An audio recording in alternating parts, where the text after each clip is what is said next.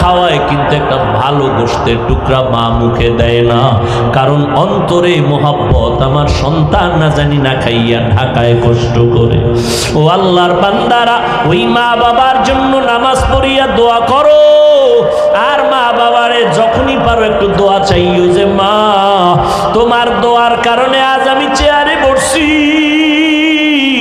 ও যুবক, ওই মা বাবার দোয়ার কারণে তুমি পরীক্ষায় ভালো নাম্বার পেয়েছো।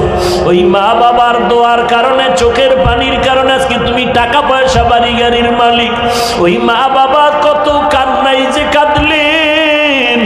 আজকে যারা এতিমের মতো মা কবরে রাইখে এখানে হারায় দাঁড়াইছো, ওই ঈদের নামাজের পরে একটা যুবক কবরের কিনারায় দাঁড়ায় দাঁড়ায় কান্না করে। ও যুবক, কেন কাঁদো? আজকে আনন্দ ঘরে ঘরে যাইবা।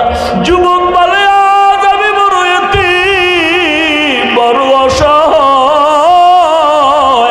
গত ঈদে নামাজে যাওয়ার সময় আমার মা আমার মাথায় হাত দিয়া দোয়া করেছিলেন, আব্বাজান আমার কিনারায় দাঁড়ায় নামাজ আদায় করেছিলেন। আজ আমি যখন ঈদের নামাজে রওনা হয়ে আসছি, হঠাৎ মনে পড়ে গেল আজ আমার মাথায় কে হাত বুলাইয়া দোয়া করবে।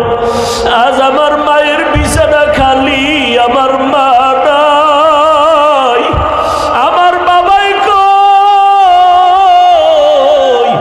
যেই বাবা কত কষ্ট করে করে আমাকে মানুষ বানাইছে, ওই আমার আব্বা আম্মা কত সময় কষ্ট করে মনে চাইতো মা, বাবায় মনে মনে বলতো ইলিশ মাছকে নিয়ে একটু খানা খাইতে পারলে দিলটা ভালো লাগতো, কিন্তু মনে আশা ছিল টাকা নাই, কিনতে পারে নাই। মায়ের মনে চাইছিল আঙ্গুর বেদানা খাবে, টাকা নাই, কিনতে পারে নাই। আজকে তোমার ফ্রিজে ভরা ফলের অভাব নাই, মাছের অভাব নাই, কিন্তু তোমার ঘরে মাছ আর ফল থাকলে কি হবে? যারা জীবনে কাঁদিয়া গেল কই, ওই মাও নাই, বাবাও নাই, কাকে তুমি ফল খাওয়াইবা, মাছ খাওয়াইবা? ওই মা বাবারে কিছুই পারো নাই তো দুই ফোঁটা চোখের পানি ছেড়ে আল্লাহকে বলো, আল্লাহ